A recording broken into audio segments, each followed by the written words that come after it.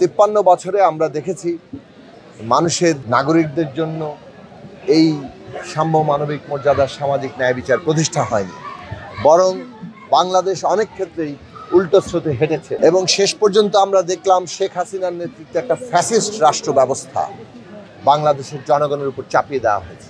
কি ভয়ঙ্কর শাসন হয়েছে, গুম খুন হত্যাযজ্ঞের মধ্য দিয়ে আমরা দেখেছি আমাদের দেশের অর্থনীতি কিভাবে লুণ্ঠন হয়েছে। এই ভয়ঙ্কর অবস্থা শেষ পর্যন্ত টিকিয়ে রাখার জন্য জুলাই আগস্টে এসে যেভাবে আমাদের ছাত্র শ্রমিক তরুণদের নির্বিচারে হত্যা করা হয়েছে, শিশু অভিভাবকরা কেউ এর মধ্যে থেকে বাদ যায়নি।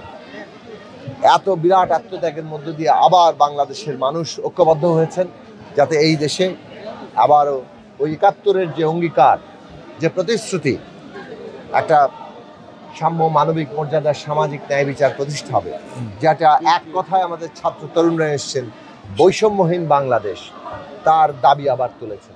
সেই লক্ষ্য আবারও স্থির হয়েছে।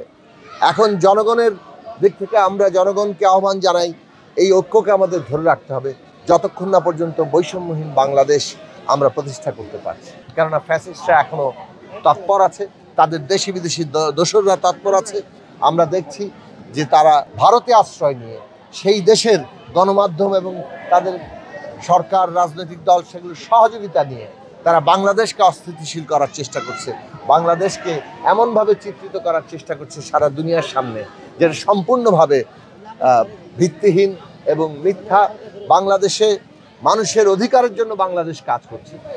সুযোগ সন্ধানীরা, ফ্যাসিবাদের দোসররা এই দেশে নানাভাবে মানুষের নিরাপত্তা বিঘ্নিত করছে।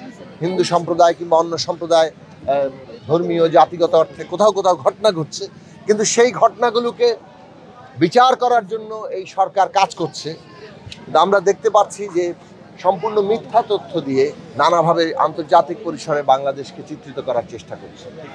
তার বিরুদ্ধে আমাদের ঐক্যবদ্ধ থাকতে হবে, লড়াই করতে হবে। বাংলাদেশে এইবারের সবচেয়ে গুরুত্বপূর্ণ দিক হচ্ছে ৭২ সালে যে রাষ্ট্র ব্যবস্থাটা পত্তন করা হয়েছে সংবিধানের মধ্য দিয়ে, এবং রাষ্ট্রের বিভিন্ন প্রতিষ্ঠানগুলো, যেটা আগের পাকিস্তানি রাষ্ট্রের প্রতিষ্ঠানের ধারাবাহিকতা, সেগুলো বদল করা এমন কোনো উদ্যোগ হয়নি, বরং সংবিধান এমনভাবে ক্ষমতা কাঠামো তৈরি করেছে যেখানে সমস্ত ক্ষমতা একজন ব্যক্তির হাতে কেন্দ্রীভূত করা হয়েছে।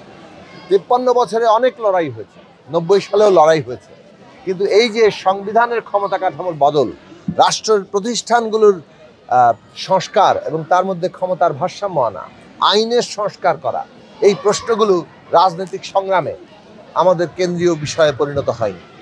এইবারের গণ অভ্যুত্থানের প্রধান বিষয় হচ্ছে যে এই রাষ্ট্র ব্যবস্থা বদল করতে হবে, প্রতিষ্ঠান আইনের সংস্কার করতে হবে এবং একটা গণতান্ত্রিক সংবিধান প্রতিষ্ঠা করতে হবে যেখানে ক্ষমতায় যারা যাচ্ছে তারা জবাবদিহিতাহীন থাকতে পারবে না, তাদেরকে জনগণের কাছে জবাবদিহিতা করতে হবে, সেই কাঠামো তৈরি করতে হবে। আজকে সেই লক্ষ্যে বাংলাদেশ এগিয়ে যাচ্ছে। আমরা আশা করি অন্তর্বর্তী সরকার এই যে বাংলাদেশের মানুষের আকাঙ্ক্ষা, সে অনুযায়ী একটি গণতান্ত্রিক বাংলাদেশ, সেটা প্রতিষ্ঠার পথটাকে সুগম করবে, সেইটাকে আরও এগিয়ে নিয়ে যাওয়ার ক্ষেত্রে সবাইকে সহায়তা করবে এবং রাজনৈতিক দলগুলো ন্যূনতম গণতান্ত্রিক বাংলাদেশ প্রতিষ্ঠার ক্ষেত্রে যে ঐক্য, সে ঐক্য বজায় রাখবে।